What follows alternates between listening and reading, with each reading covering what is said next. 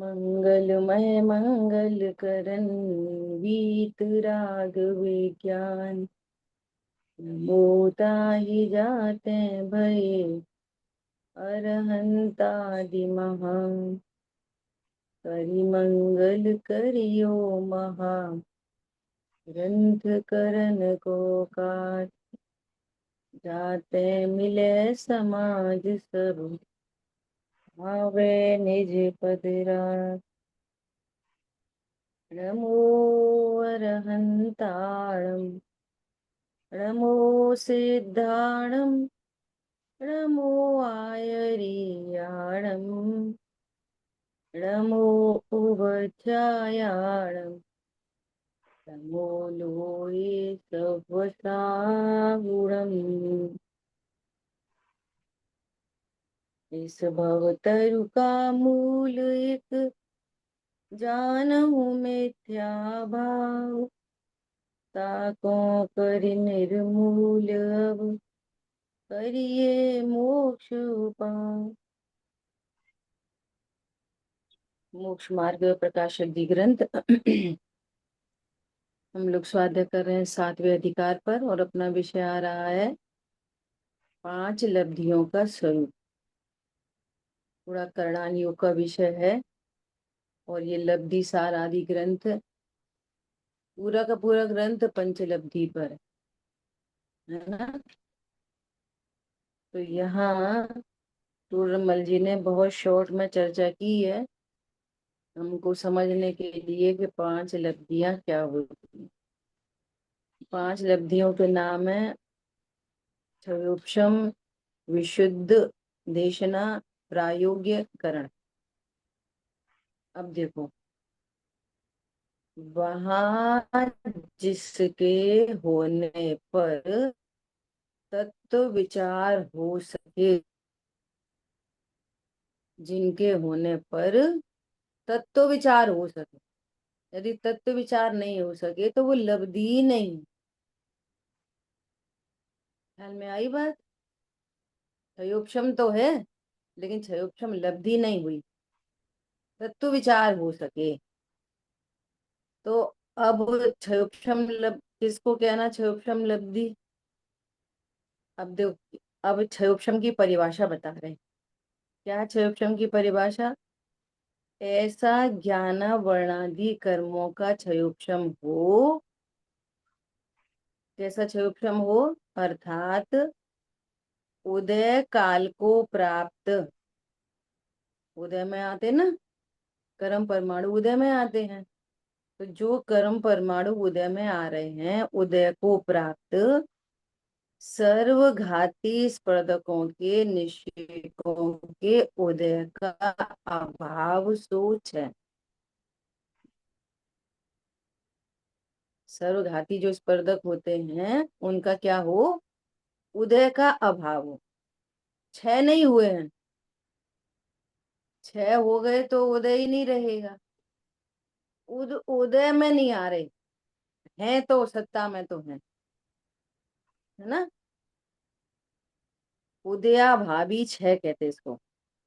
उदय में नहीं आ रहे लेकिन हैं तथा अनागत काल में उदय आने योग्य उन्हीं का सत्ता रूप रहना। आगे के काल में भी उनका क्या सत्ता में रहना सो उपशम। ठीक है। ऐसा ऐसी देशघाती स्पर्धकों के उदय सहित कर्मों की अवस्था 3 अवस्था बन रही है।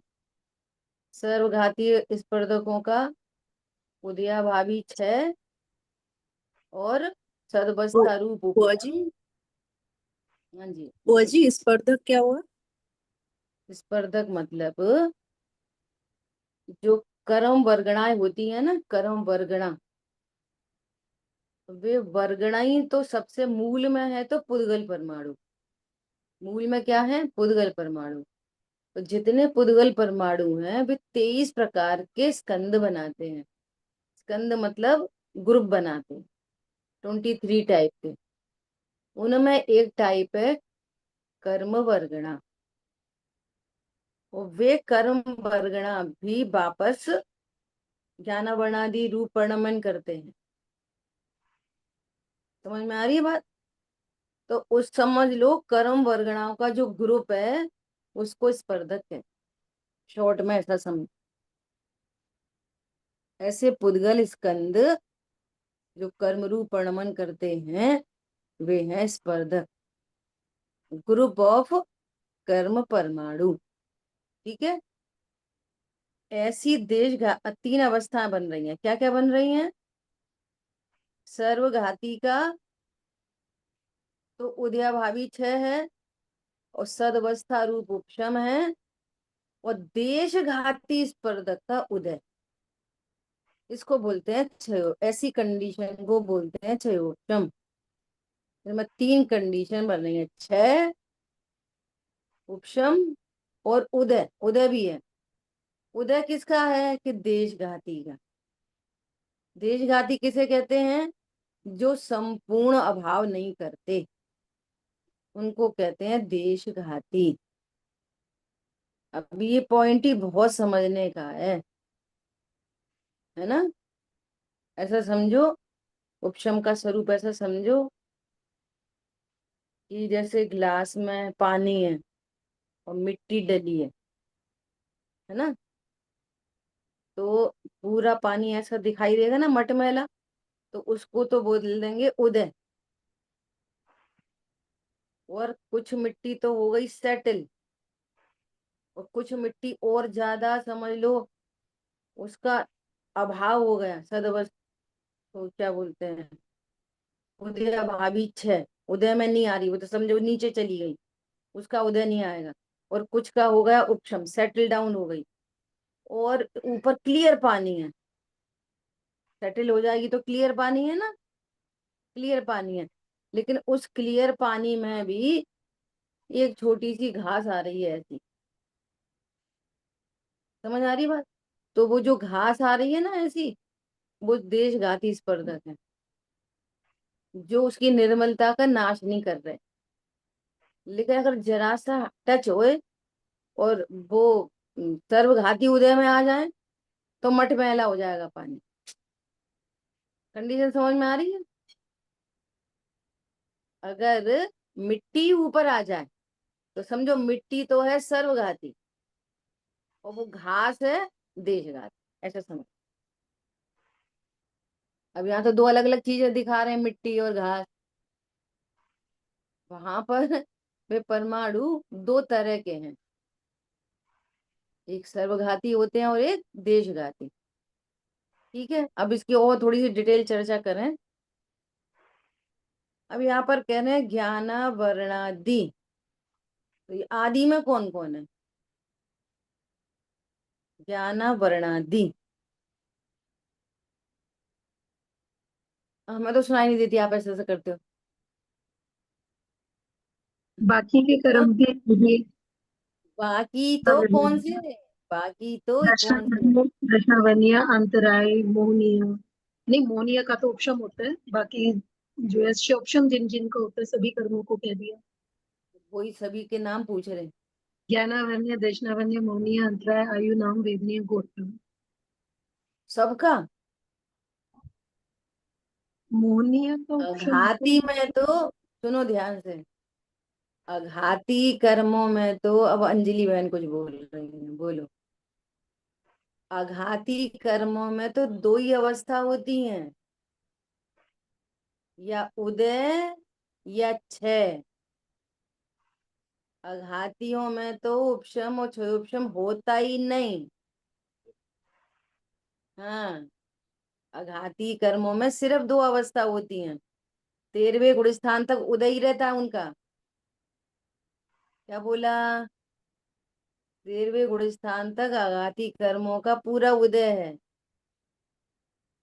और फिर उनका सीधे अभाव होता है, तो सिद्ध बन जाते हैं। है। तो यानी यहाँ तो पर सिर्फ 3 कर्म कहे आघात, हैं।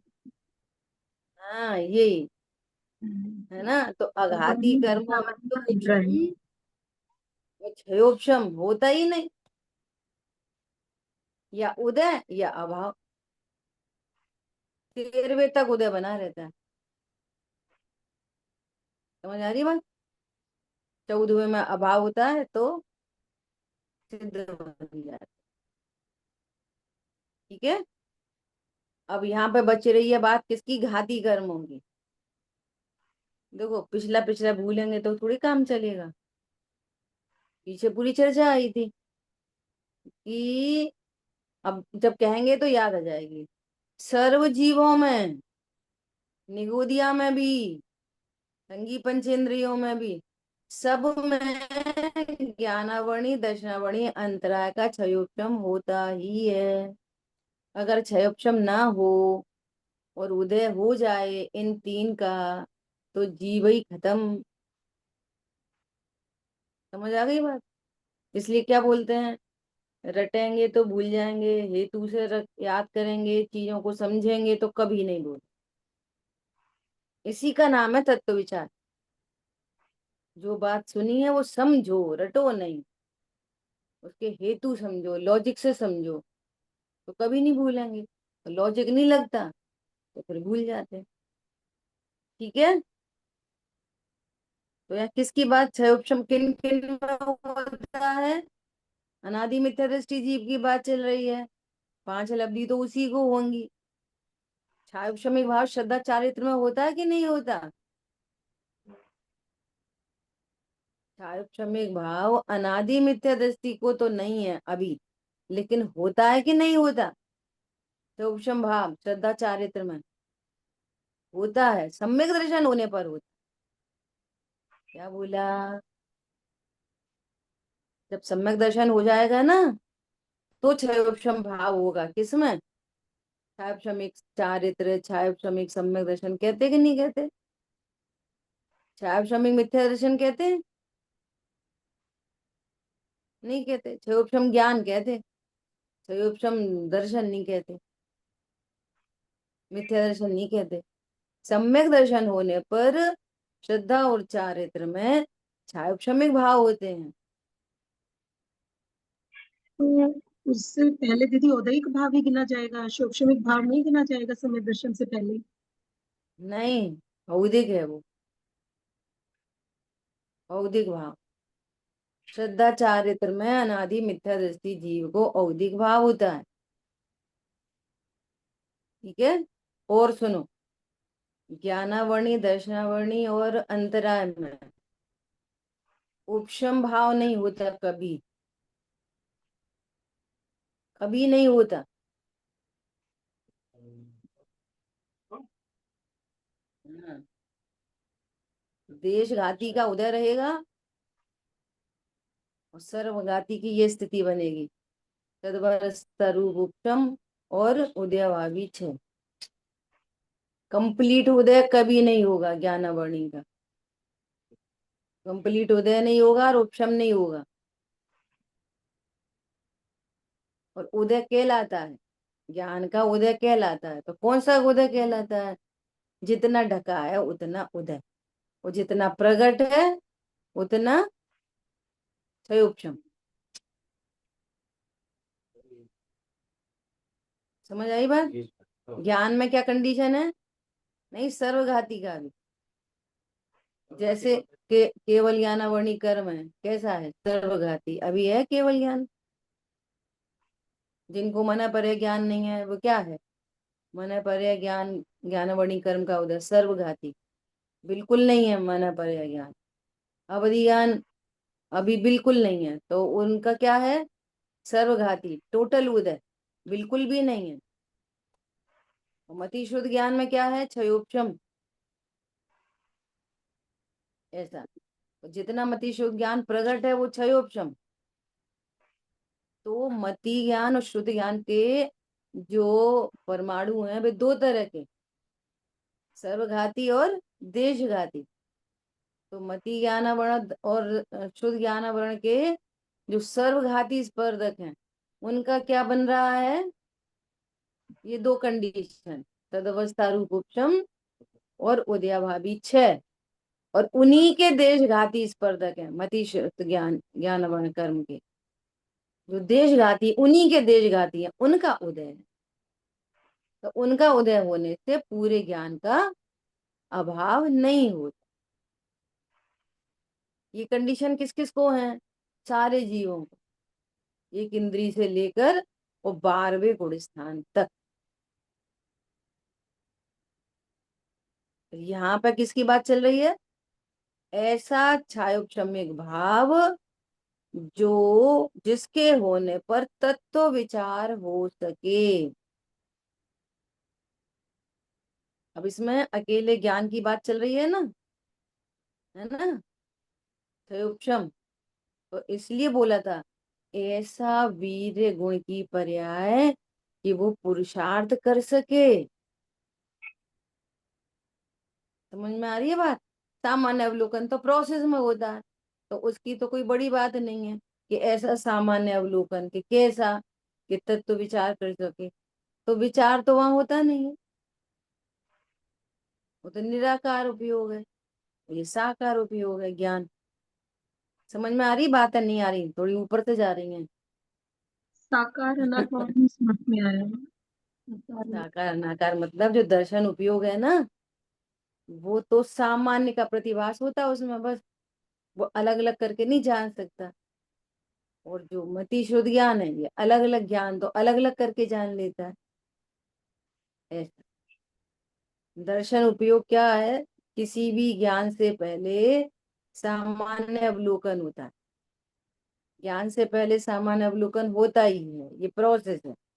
तो सामान्य अवलोकन होगा ना, तो जैसे अभी यहाँ पे इतनी सारी चीजें, मोबाइल है, स्टैंड है, जिनवाणी है, दूसरी जिनवाणी है, पेन है, ये सब चीजें रखी है ना। तो सामान्य अवलोकन सबको न्यारा न्यारा नहीं जानेगा, बस कुछ है। कुछ है भी तो वो समझाने के लिए कहना पड़ता है कुछ है। कुछ है भी मति ज्ञान में जाता है। उस कुछ है से भी पहले जो कुछ है वो सामान्य अवलोकन। तो ख्याल में आई बात?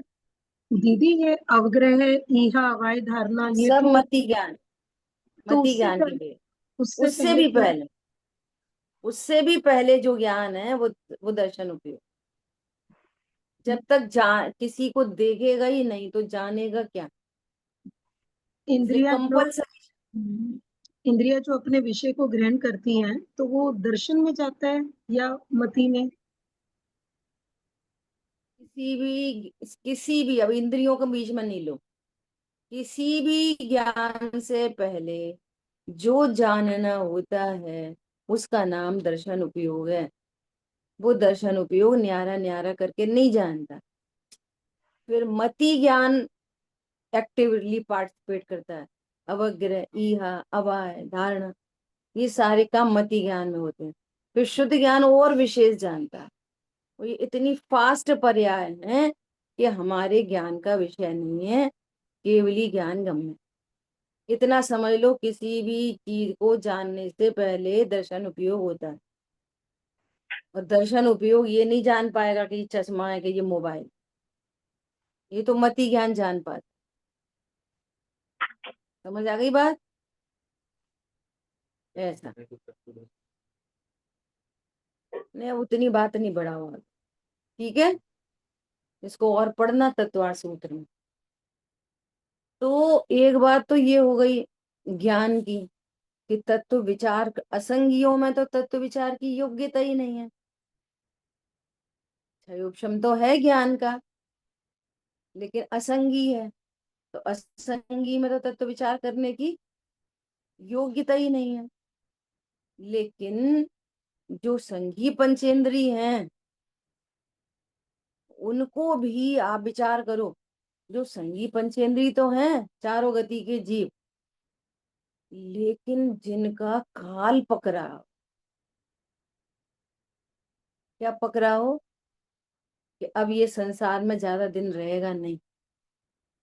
बहुत से बहुत कहो मैक्सिमम तो अर्ध पुद्गल परावर्तन, जिसका संसार से किनारा आया हो। अर्ध पुद्गल परावर्तन मैक्सिमम लिमिट में भी पहली बार किसी जीव को ये 5 लब्धि हो। समझ में आ रही बात? तत्व विचार हो सके तो उसमें कितनी बातें लगेंगी कि दर्शनावरण वो दर्शन जो उपयोग है वो तो प्रोसेस में है।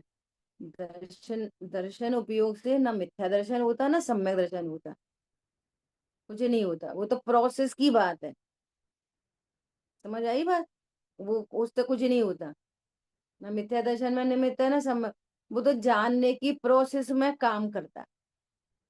केवली परमात्मा को भी होता अनंत दर्शन अनंत ज्ञान, वे उनको युगपद होते हैं। और उससे पहले क्षमिक भावों को पहले दर्शन उपयोग, बाद में ज्ञान उपयोग।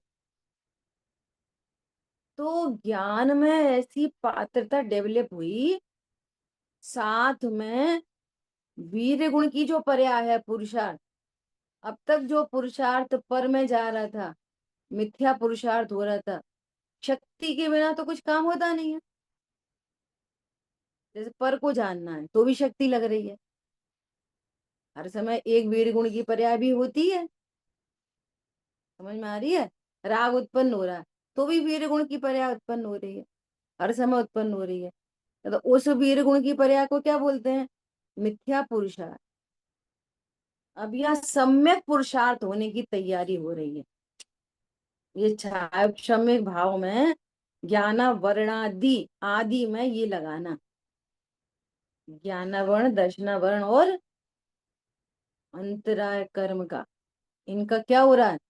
अब अब जो विघ्न पड़ रहा था, अंतराय स्वरूप को अप्रोच करने में, वो विघ्न टल रहा है। आप देखो कर्मों की तरफ से ऐसी कंडीशन बन गई है कि अब स्वरूप को अप्रोच करने के जो विघ्न थे वो विघ्न टल रहे हैं, ये कर्म की साइड से।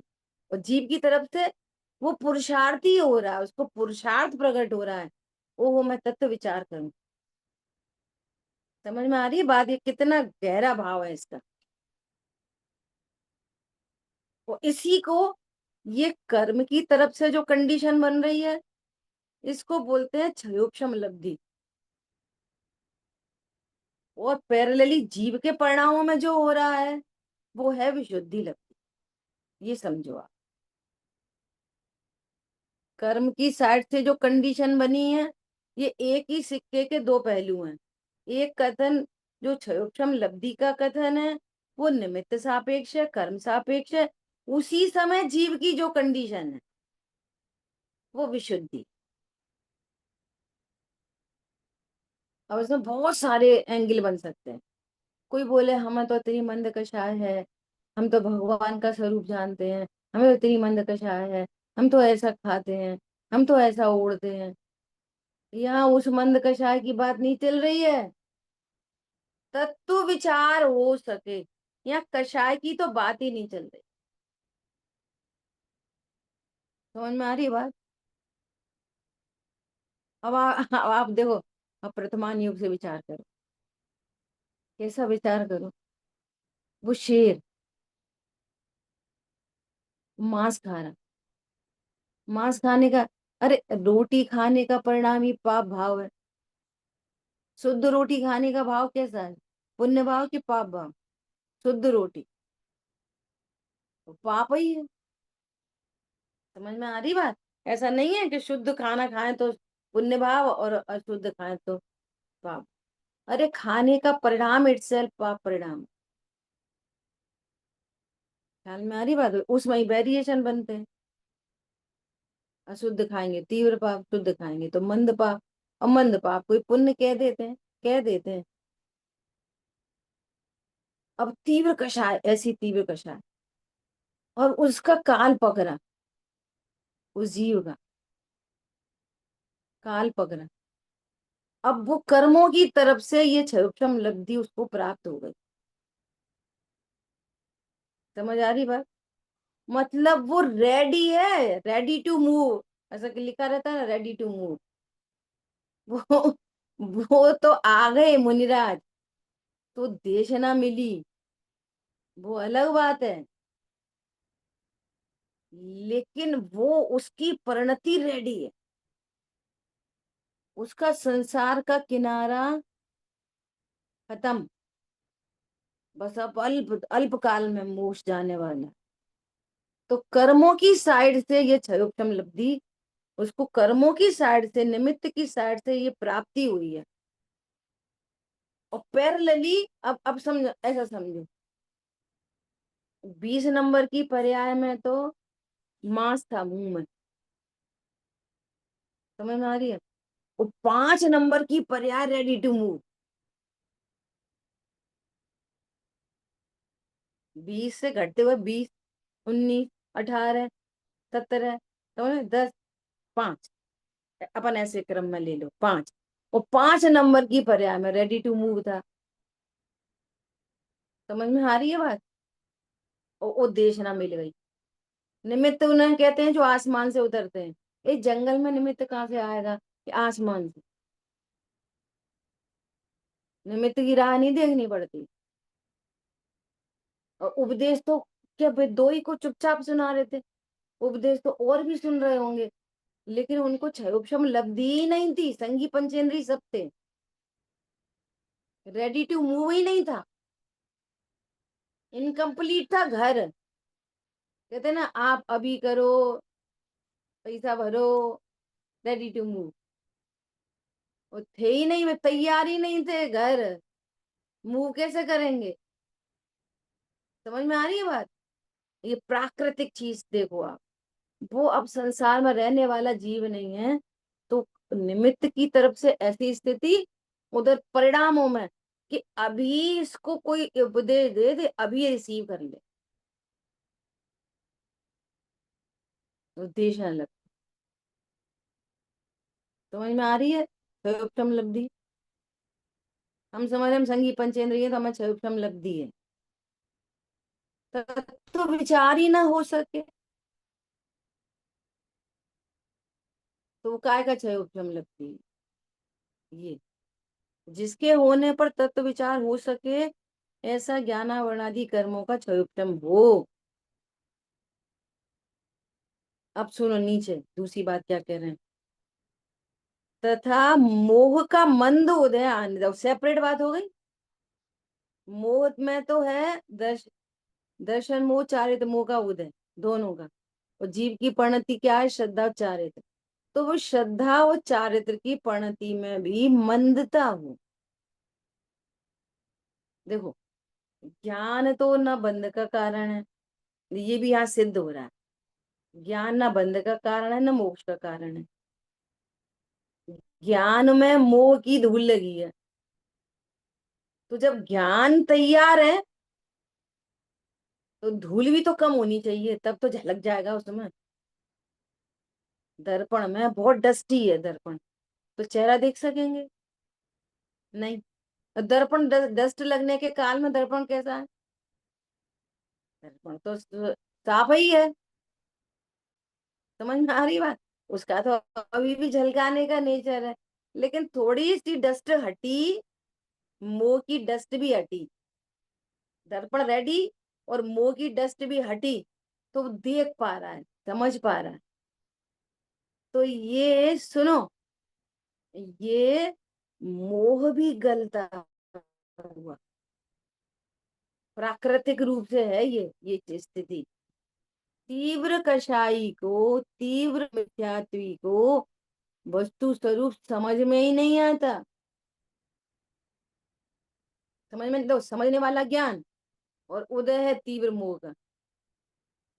समझ में आ रही है। बहुत धूल पड़ी हो, और वो दर्पण झलकाने के स्वभाव वाला हो, तो भी बहुत धूल होने पर वो दर्पण में झलकता नहीं है कुछ ढंग से। कंडीशन समझ में आ रही है।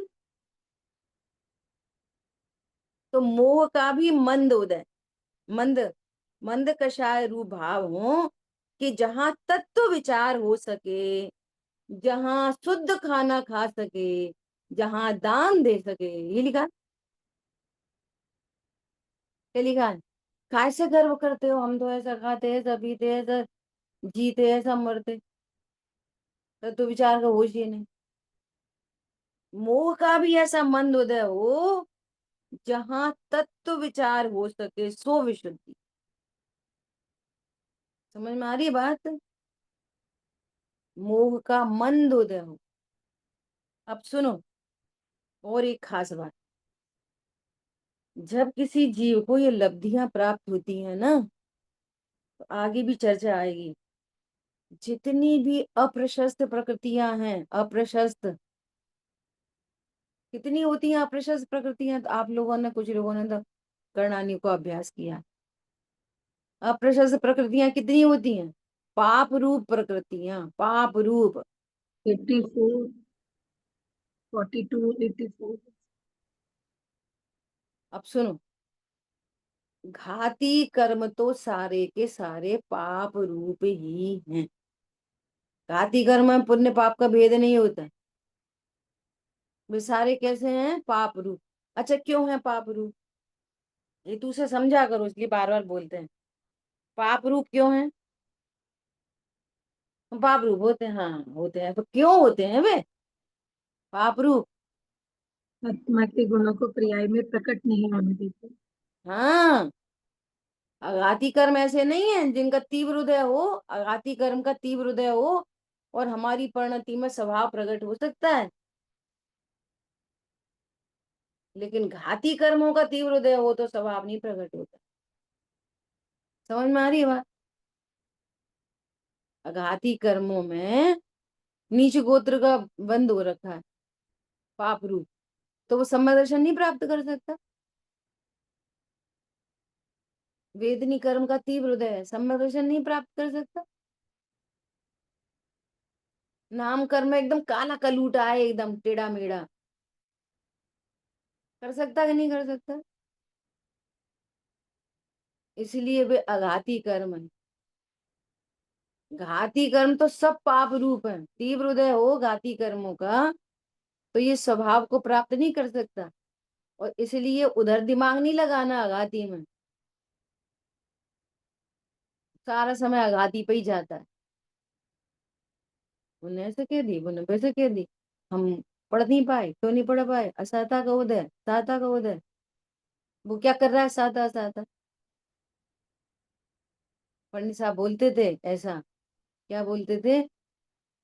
ऐसा, ऐसा नहीं बोलेंगे साहब, हमारे इतना पाप का उदय है। तो क्या है पाप का उदय? अरे क्या बताएं, बच्चे नहीं सुनते। अरे क्या बताएं, वो नुकसान हो गया व्यापार में, बहुत पाप का उदय। ऐसा नहीं बोलते। पंडित साहब क्या बताएं, हमें बहुत मोह का उदय। ये नहीं कहते। वो लगता ही नहीं है ना पाप का उदय है मोह। तीव्रतम पाप का उदय है मोह। समझ में आ रही है? थोड़ी बात इधर उधर हो जाए, उनने हमसे ऐसा कह दी, वहां बहुत पाप का उदय। ये नहीं कहते हमें क्रोध हो गया, हमारा कितना पाप का उदय। क्रोध पाप का उदय है कि कोई कुछ बोल दे वो पाप का उदय? पंडित साहब क्या बता, हमें जाने कितना मान का उदय है। ये नहीं, अपने नहीं कहते हमें मान का, हमें बहुत पाप का उदय है। मान का उदय क्या है? पाप का उदय। वे एक भी नहीं लगते पाप के उदय। अच्छा, कोई कुछ बोलता रहे और मोह का उदय नहीं हो तो इतना पुण्य का उदय? भाई हमसे पता नहीं क्या क्या बोल रहे थे, हमें तो मोह ही नहीं है। समझ में आ रही बात? उनने हमसे इतनी उल्टी सीधी बोली, पूछो ही न। नहीं, हमारा तो कितना पुण्य का उदय, हमें तो क्रोध का उदय ही नहीं था, हमें तो मोह का उदय ही नहीं था। समझ में आ रही है बात? घाती कर्म। और हमें तो फायदा हो गया, हमारी तो सभी पाक निर्जरा हो गई। इनका कितना उपकार है, पता नहीं ये बाद में होती। अभी तो हम समर्थ हैं, निपट जान दो, सब सभी पाक निर्जरा हो रही है। फायदा है नुकसान है? कोई अपने से कोई उल्टा सीधा बोले तो फायदा नुकसान? सच्ची सच्ची बोलना।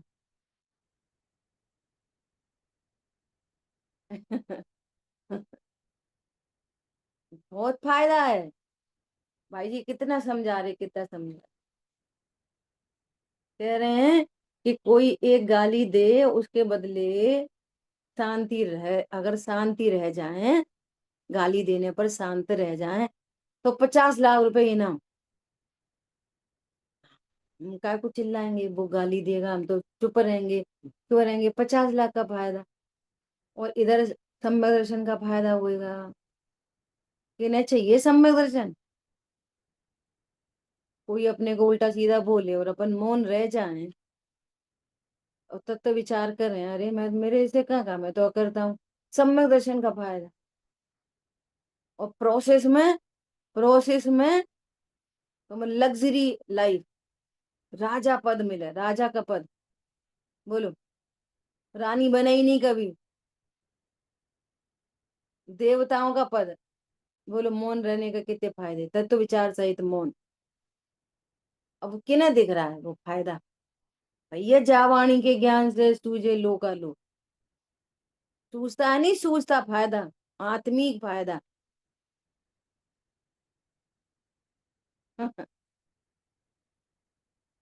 कितना बढ़िया बोल रहे हैं। ऐसा करो, ये वाला गेम खेलो। पहले तो सब ये तैयारी करो, क्या हम किसी से उल्टा सीधा नहीं बोलेंगे। फिर भी बोलने में आ जाता है, सबको पता है, आ ही जाता है। आ ही जाता है तो ये खेल खेलो। क्या खेल खेलो? जो शांत रहेगा उसको 50 रुपया, बड़ा तो ज्यादा 500 रुपये। जो बोल पड़ेगा उसको 1,000 की पेनल्टी। ऐसा खेल खेलो। अरे ये तो मौन रहा था, उसको कुछ नहीं बोला। अरे मैं तो मोक्ष जा रहा। वो लड़ पड़ा, तू तो नरक जा रहा। खेलो यही खेल। एक दिन में कौन कितनी तेज चिल्लाता है, चाहे वो बच्चे हो, चाहे पति हो, चाहे पत्नी हो, चाहे सास हो, चाहे बहू हो, अड़ोसी हो, पड़ोसी हो, मैनेजर हो, एनीबडी। करो अभ्यास। खेल खेल खेलो, खेल खेल खेल में अभ्यास करो। फायदा समझ में आ रहा है इसका फायदा? घाती कर्मों की निर्जला हो जाएगी, और आघाती में प्रशस्त प्रकृतियां बन जाएंगी। दोनों में फायदा बन मिलेगा। आपको लग्जरी लाइफ चाहिए ना, लड़ने से लग्जरी लाइफ मिलती है, असाधा बनती है लड़ाई से तो। और शांत रहने से सादा बनती है। तो लग्जरी तो ऐसे मिलेगी। बच्चे कमजोर हैं तो डांट दो, पीट दो। बड़े लोग हैं तो चिड़चिड़ तो करते रहो, पर कुछ नहीं कर पा रहे। जिस पर चलती है उस पर चलाओ, जिस पर नहीं चलती तो करके बात करो। समझ में आ रही है कुछ? ये आर्ट ऑफ लिविंग हो गई है पंचलब्धि के बीच में। तो घाती कर्म तो सारे ही पाप रूप होते हैं, अप्रशस्त प्रकृतियां हैं वे सारी की सारी। क्यों हैं? पारुल बहन जी, क्यों हैं? वे अप्रशस्त क्यों हैं, पाप रूप क्यों हैं? बोलो। क्यों? क्योंकि उनके रहने से हमारे स्वभाव के सम्मुख नहीं जा सकते, स्वभाव नहीं ये होता, प्रकट नहीं। प्रकट नहीं होता। ठीक है, मीनल बहन जी ख्याल में आ गई बात? घाती प्रकृतियां सारी पाप रूप क्यों हैं? क्योंकि उनके रहने तक स्वभाव प्रकट नहीं होता पूरा। ठीक है, तो वे कितनी होती हैं? घाती कर्म की प्रकृतियां कितनी होती हैं सब मिला के? 47। हाँ, 47, 47। सबको पता है? ढूंढ के लाना। बता सकते हो 47 कौन कौन सी? ज्ञानावर्णीय की 5, दर्शनावर्णीय की 9, मोहनीय की 28 और अंतराय की 5। मोहिनी में ही बाइफरकेशन करो। दर्शन मोहिनी की। दर्शन मोह की 3, और उसके बाद चारित्र मोह की 16 तो कषायों की, और 9 नो कषाय। ठीक है, समझ में आ गई सबको? लिख के रखना इनको। और अब अभी दोबारा नहीं, अब उसमें सुन लेना रिकॉर्डिंग में। ठीक है, ये हुई 47, 47। और सुनो, ऊंच नीच गोत्र, तो ये दो ही हैं। गोत्र कर्म दो ही हैं, उच्च गोत्र नीच गोत्र। तो गोत्र की एक ले लो। उच्च गोत्र तो पुण्य प्रकृति है, नीच गोत्र पाप प्रकृति है। तो उसमें से एक इधर ले ली तो कितनी हो गई? 48, 48। ठीक है, साता साता की दो में असाता पाप रूप और साता पुण्य रूप, तो एक वेदनी की ले लो, तो कितनी हो गई? 49। ठीक है, और कौन बची? आयु। वो आयु, आयु कर्म है। आयु कर्म है, एक प्रकृति है पाप रूप, और बाकी तीन को शुभ शुभ कहते हैं, शुभ आयु है, एक अशुभ आयु, तो एक वो। ठीक है, तो कितनी हो गई? 50। 50 हो गई। अब नाम कर्म की 93 प्रकृतियों में 50, 50 प्रकृति वहां की भी कितनी है? पाप रूप। समझ में आ रही है बात? जो सुस्वर दुस्वर, तो सुस्वर पुण्य रूप और दुस्वर पाप रूप, ऐसे लगा लेना सब, है ना? स्थिर प्रकृति, अस्थिर प्रकृति, संस्थान आदि में भी लगा लेना वो सब। तो टोटल वे कितनी है? 50। तो 50 और 50 मिलके क्या हो गई? 100। तो 100 प्रकृतियां, 148 प्रकृतियों में 100 प्रकृतियां कैसी हैं? पाप रूप। अकेली 48 है पुण्य रूप। तो वे सारी की सारी पाप प्रकृतियों का क्या हो रहा है? अनुभाग हीन हीन हीन होता जा रहा है सबका। ख्याल में आ रही है? ये क्षयोपशम लब्धि होने पर, और उसके पैरेलल में जो परिणाम है वो क्या है? विशुद्धि लब्धि।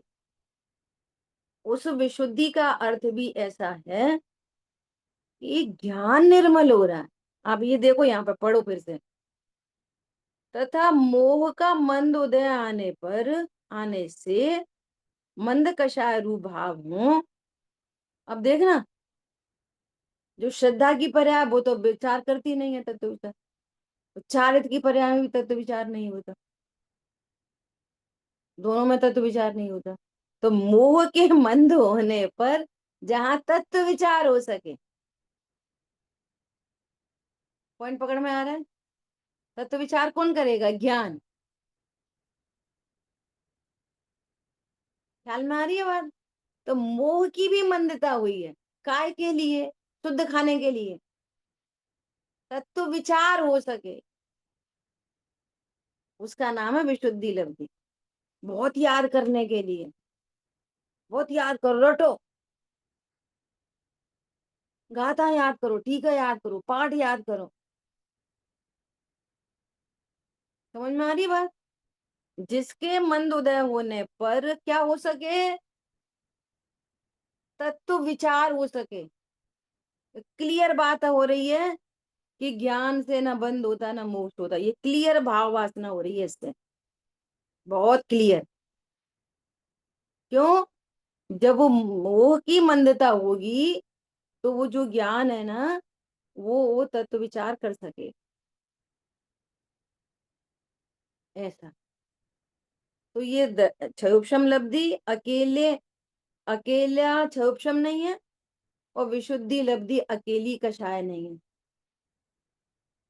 अब सुनो इसके अब पैरेलल में, जिसको तत्व विचार होगा, जिसका ज्ञान निर्मल होगा, उसका नियम से दर्शन मोह भी मंद होगा और चारित्र मोह भी मंद। क्या बोला?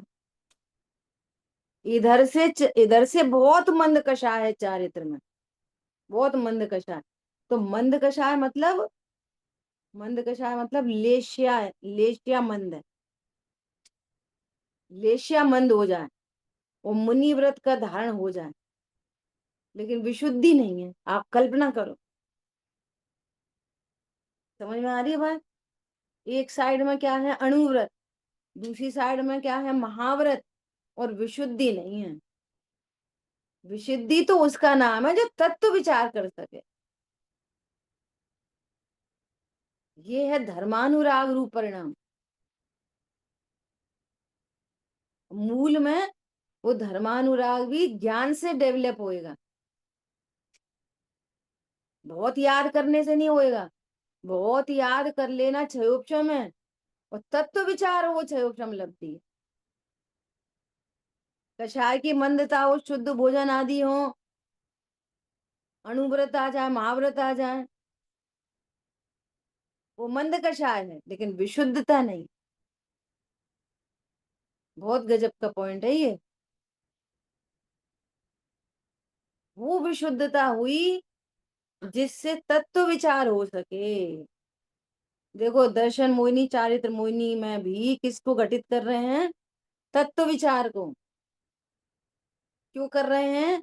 कि उनकी मंदता होने पर ज्ञान स्पष्ट देख सके, ज्ञान स्पष्ट जान सकेगा। क्या जान सकेगा? ओ जीव अकर्ता ही होता है। ये वाली बात मोह के मंद होने पर, ये आपस में परस्पर हो रहा है कार्यक्रम। तीव्र मोह, आप कितना याद करा दो, कितना पढ़ा दो, वो ऐसे ही बोलता रहेगा, हम तो निश्चय से कह रहे, हम तो व्यवहार से कह रहे। अब जीव ऐसा थोड़ी, अपनी पर्याय का कर्ता तो है ही ना। देखो, जिनवाणी में भी लिखी है, यह प्रणमति सा कर्ता लिखा है ना, इसलिए हम तो कर्ता ही मानेंगे। ऐसे अकर्ता बोलेंगे तो ऐसा तो कछु भी नहीं कर सकते। और वे समय दृष्टि क्यों रो रहे थे? वे भी तो क्रोध कर रहे थे, वे भी तो विषय भोग भोग रहे थे। समझ में आ रही है? ये सारे प्रश्न इसीलिए आते। क्या कहा? गजब संयोग की बात। शक्ति और विशुद्धि लब्धि में फिर अंतर क्या आया? दोनों ऐसे एक जैसे लग रहे कौन हैं। बताएगा इनका आंसर? कौन देगा? मतलब 4-5 बार दे चुके। मैं भी बोलो। हाँ, निधि जी बोलो।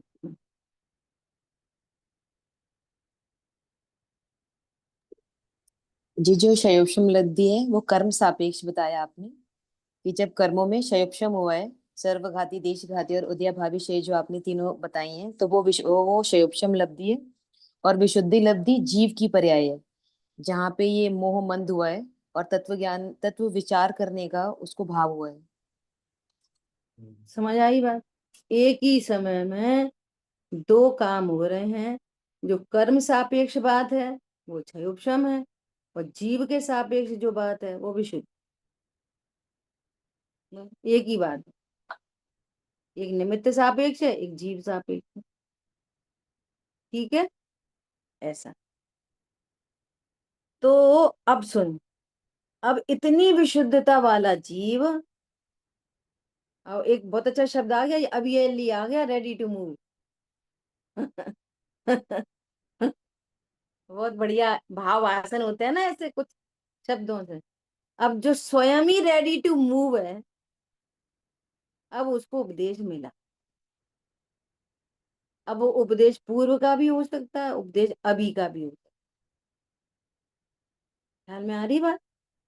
जैसे किसी को पूर्व संस्कार के बल से, अपन को भी हो सकती है ये चीज है अभी।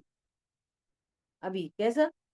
कि हमने 4 दिन पहले कोई बात सुनी हो, एकदम से बहुत पकड़ में आ गई हो, है ना, उतनी विशुद्धता हुई हो, लब्धि नहीं थी, अब आज लब्धि हुई है।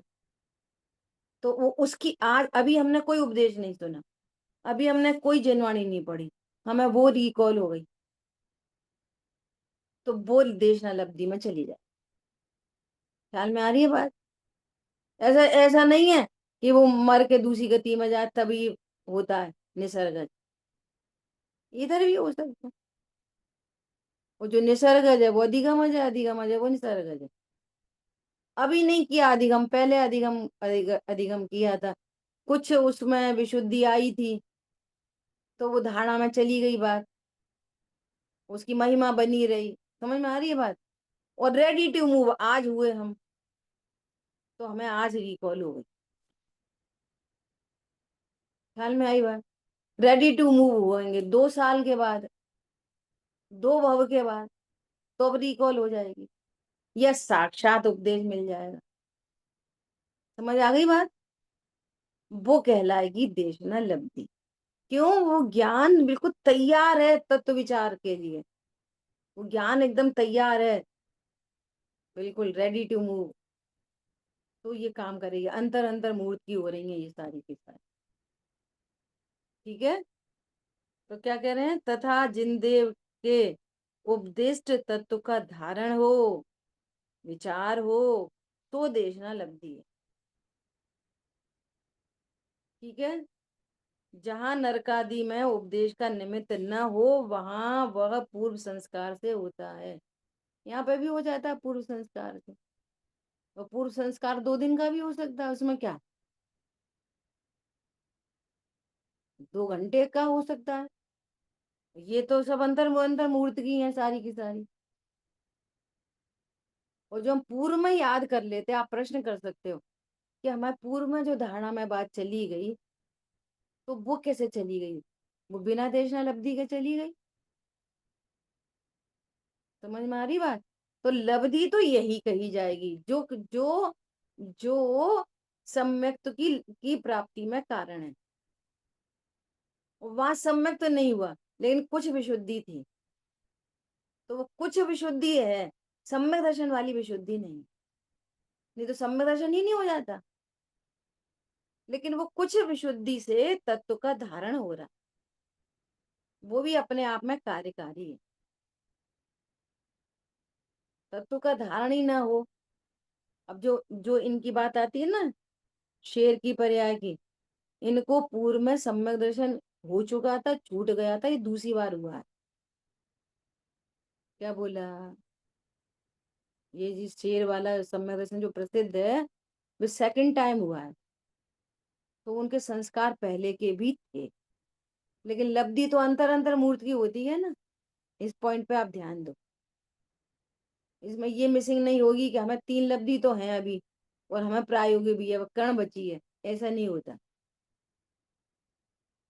तो जिस समय धारणा होती है, जिस समय, तो उस समय भी वो विशुद्धि होती है, उतना तत्व निर्णय हो रहा है, वो विशुद्धि है। पर वो ऐसी विशुद्धि नहीं है जो सम्यक दर्शन को लेके आ जाए, प्रायोगिक तक चला जाता, लौट जाता। अब वो प्रायोगिक से कर्ण में चढ़ ही जाए तो प्राप्ति कहेंगे। अब चढ़ा ही नहीं कर्ण में तो प्राप्ति छूट गई। प्राप्ति तो हुई थी, उतनी सी हुई थी बस। तो वहां पे भी घटित कर सकते हैं, लेकिन मूल में लब्धि तो उसका नाम है जो सम्यक दर्शन की प्राप्ति करा दे। देखो यहाँ पे लिखा है ना, इससे ऊपर देखो, व्रतादि का नियम नहीं है, बहुत जीव तो पहले सम्यक को हो पश्चात ही व्रतादि को धारण करे, इन्हीं को युगपत भी हो जाते हैं। अब देखो, इस प्रकार यह तत्व विचार वाला जीव सम्यक्त का अधिकारी है, यह तत्व विचार वाला जीव, ठीक है। परंतु उसके सम्यक तो हो ही हो ऐसा नियम नहीं। तत्व विचार कर रहा है, सम्यक दर्शन हो नहीं हो नियम नहीं, परंतु 5 लब्धि जिसको हुई है उनको तो हो गई, क्योंकि शास्त्र में सम्यक तो होने के जस्ट बिफोर पूर्व 5 लब्धियों का होना कहा। समझ में आ गई बात, स्पष्ट है ना ऊपर। सम्यक दर्शन से पूर्व 5 लब्धि होती हैं, साल साल भर की, 2-2 साल की, 10-10 साल की 5 लब्धि नहीं होती, 4 लब्धि। तो फिर वो क्या होती है कि वो भी होती है विशुद्धता, किसकी, ज्ञान की निर्मलता। ज्ञान की निर्मलता के बिना न मोह मंद होता, न कषाय मंद होती। जब मंद ही नहीं तो टूटती नहीं है, तो कर्ण लब्धि में जाकर टूट जाती है। जिसकी तैयारी नहीं है वो क्या क्या प्राप्ति होगी उसको, ख्याल में आ रही है बात। ऐसा, तो जहाँ जैसा योग्य है वैसा उसका अर्थ समझना चाहिए। अब कोई ऐसा बोले पूर्व में कछू नहीं होती, कछू नहीं होती, तो कोई जादू मंत्र थोड़ी हो जाता है, एकदम तीव्र मिथ्या दृष्टि हो और उसको अभिहाल हो जाए, ऐसा थोड़ी होता है। ऐसा विचार कर, ठीक है। जिन वाणी के ज्ञान से सूझे लोकालोक, तो वाणी मस्तक नहीं सदा देख तो। बुरी दशा मई जिन वाणी माता की जय। जय जिनेन्द्र सभी को। जय जिनेन्द्र सभी को। जय जिनेन्द्र।